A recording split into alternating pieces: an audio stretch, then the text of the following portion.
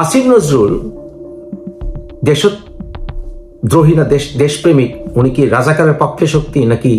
নিজেকে জিজ্ঞেস করুন। রবীন্দ্রনাথকে উনি হত্যা করতে চান, রবীন্দ্রনাথের কালচার। কারণ কি? কারণ 60 দশকের শেষের দিকে পাকিস্তানিরা তাই করতে চেয়েছিল, উনি তাই করতে যাচ্ছেন। এখন উনি দুদিন পরে আইন করবেন, আরে ভাই দেখতে থাকেন, জাতীয় সঙ্গীত পরিবর্তন আসবে, পতাকায় পরিবর্তন আসবে, দেখতে থাকেন। This is there plan. তারা নিজেদেরকে ইন্টারিম গভর্নমেন্ট মনে করে না, তারা নিজেদেরকে একেবারে সরকার মনে করে। বিভিন্নভাবে তা প্রকাশ পাচ্ছে। তারা জেহাদ করতেই ক্ষমতা এসছে। আসিফ নজরুল বাংলাদেশে বর্তমান সরকারের সবচেয়ে গুরুত্বপূর্ণ মিনিস্ট্রি চালাচ্ছেন। কিন্তু আসিফ নজরুল, আপনার কাছে মনে হতে পারে যে উনি বাংলা সাহিত্যের লোক, উনি দেশপ্রেমিক, এগুলো একটা সত্য না। আসিফ নজরুলকে আপনারা কতদিন বা কোথায়, কোন বাংলা সাংস্কৃতিক অনুষ্ঠানে দেখেছেন? উনি তখন সংস্কৃতি মন্ত্রণালয়ের দায়িত্বে আছে, কিন্তু কবে কোথায় দেখেছেন? কোন রবীন্দ্রসঙ্গীতের অনুষ্ঠানে, এমনকি নজরুল গীতির অনুষ্ঠানে আপনারা তাকে দেখেছেন কতদিন? ব্যক্তিগত ছোটখাটো অনুষ্ঠান নয়, জাতীয় পর্যায়ের অনুষ্ঠানে কতদিন দেখেছেন? উনি তো বিদ্রোহী কবিতার 2 লাইন বলতে গিয়ে 3 বার ভুল করেছেন, তাই না? যাই হোক, এই আসিফ নজরুল উনি বাংলা সাহিত্য প্রেমিকও না, উনি পাকিস্তানের দালাল, রাজাকারদের দালালে পরিণত হয়েছেন সম্পূর্ণভাবে। তাই তার সম্পর্কে জানার প্রয়োজন আছে। উইকিপিডিয়াতে আপনারা যদি সহজ করে সার্চ দেন, পৃথিবীর কোন রাজনৈতিক নেতার, পৃথিবীর, তার ফ্যামিলি ব্যাকগ্রাউন্ড থাকবে না এটা হয় না। দেখবেন যে সবাই আর্লি লাইফ, এডুকেশনের উপর সম্পর্ক থাকে, কিন্তু আসিফ নজরুলের বাবার পরিচয়, মার পরিচয় কিচ্ছু জানবেন না। এখন বলতে পারেন হয়তো উল্লেখযোগ্য কিছু নেই, ডাজন্ট ম্যাটার।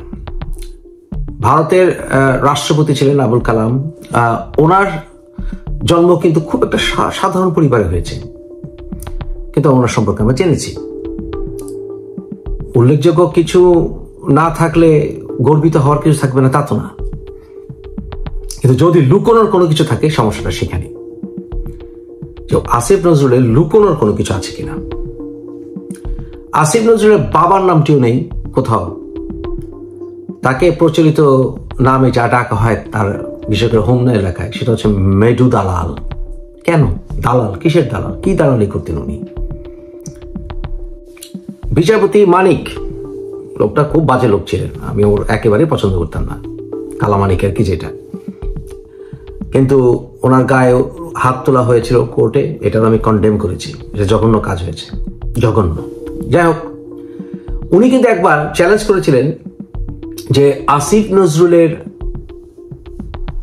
বাবা ছিল রাজাকার এবং আসিফ নজরুল বিহারি পরিবারের। সত্যতা কতখানি? আসিফ নজরুল 3 ভাই 2 বোনের সংসার। ছোট বোন এবং ভাই টিপু, তারা পোস্তাগোলায় থাকে। তার বড় ভাই মারা গেছেন, তার ছোট্ট একটা বোন অনেক ছোট কালে মারা গেছেন। তার মার সাইড তারা বিহারি কিনা এটা বুঝতে হলে আপনার এলাকায় জিজ্ঞেস করুন, তার পরিবারকে চেনে যারা, তাদেরকে জিজ্ঞেস করুন। তারা ব্যক্তিগতভাবে একে অপরের সাথে পারিবারিক ক্ষেত্রে উর্দু ভাষায় কথা বলতেন। অতএব তার মার সাইড বিহারি, এতে কোনো সন্দেহ নেই। আপনি জিজ্ঞেস করতে পারেন তার পরিবারের সঙ্গে যারা কানেক্টেড। এখন পরিবারের বাবার সাইডের ব্যাপারটা, বাবার কবর আজিমপুরে। ওনার বাবা পরিবারের সাথে আসিফ নজরুলের কখনো কোনো সম্পর্ক ছিল না। আসিফ নজরুল দেখবেন কোথাও কখনো কোন অবস্থাতেই বাবার ব্যাপারে তার পরিবারের রুট সম্বন্ধে উনি বলবেন না। এমনকি তার এলাকায় হোমনা গিয়েও আপনি সার্চ করতে পারেন, কিছু বের করতে পারলে দেখেন গিয়ে, দেখবেন যে ওনার সম্পর্কে কিছুই জানতে পাবেন না, নাথিং। ওনার বাবার সাইডের কারো সাথে ওনার কোনো সম্পর্ক নেই। আমি জানতে চাই আসিফ নজরুলের বাবা কে ছিলেন, কি করতেন, চাচা কে ছিলেন, ফুপু কে, এগুলো জানা, কৃষক হোক, ডাজন্ট ম্যাটার, রিক্সা চালক হোক, উই ওয়ান্ট টু নো। রহস্যটা এখানে। আসিফ নজরুল কখনো স্বাধীনতার পক্ষে শক্তি ছিলেন না। উনি ওই ঘাতক দালালের নির্মূল কমিটি এগুলোর সাথে উনি এই যে আদালত, গণ আদালত, এগুলোর সাথে উনি যুক্ত হয়েছিলেন, যেমন যুক্ত হয়েছিলেন ওই সময় অনেকের ভিতরে জেদাই খান পান্না স্যার। জেদাই খান পান্না দুইজন, শাহরিয়ার কবির,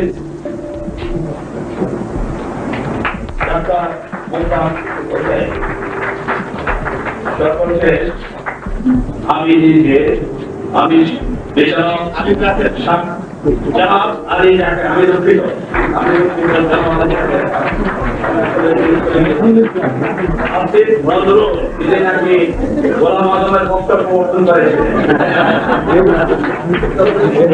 সর্বশেষ আমি আব্দুল মান্নান চৌধুরী, আমি বিচারক, সাক্ষী বা কৌশলী শিশু নয়, সংগঠক হিসাবে আমি গণ আদালতের উদ্যোক্তা হিসাবে অন্যতম তথাকথিত অভিযুক্ত।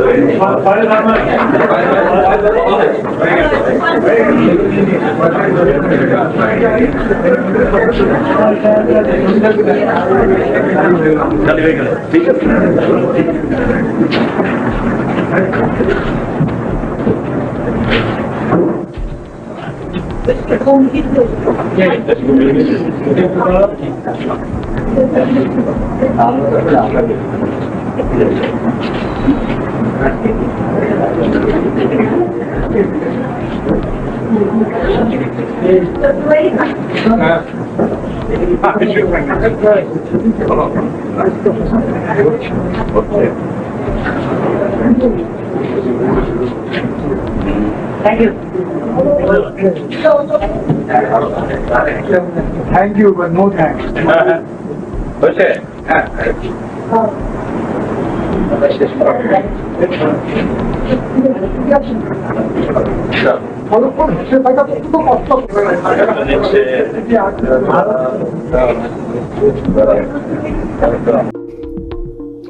আসিফ নজরুল ঢুকেছিলেন সুই হয়ে ঢুকে ফাল হয়ে বেরোতে।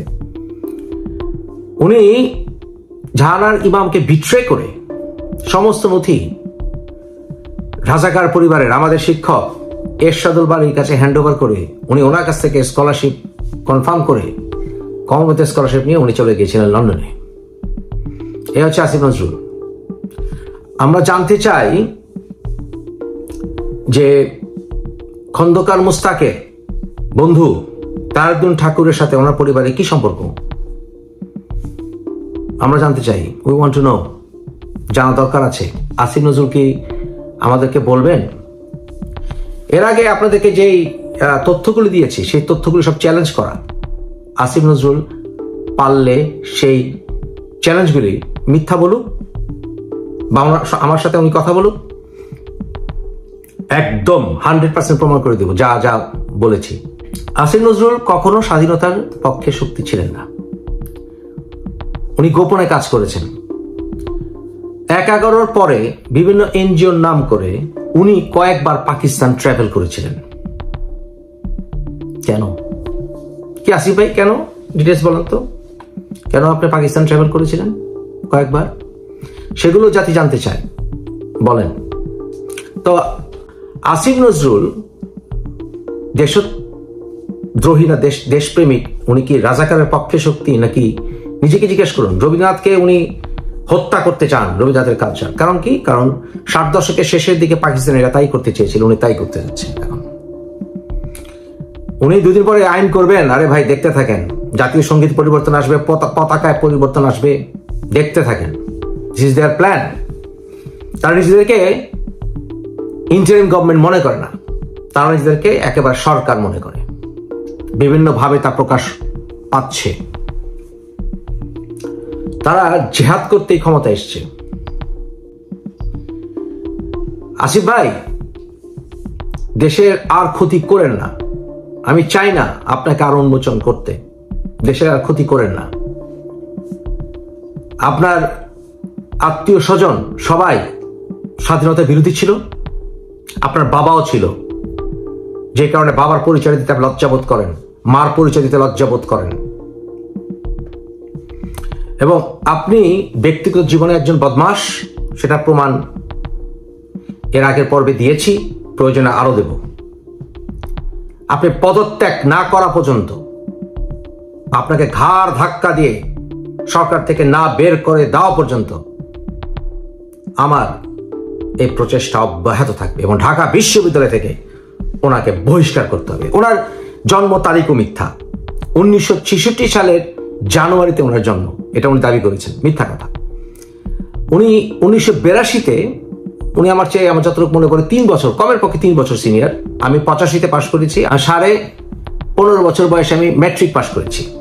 এর নিচে কিভাবে সম্ভব? 4.5 বছর বয়সে আমি ক্লাস 1-এ ভর্তি হয়েছিলাম। আমার জন্ম 66 সালের অক্টোবরে।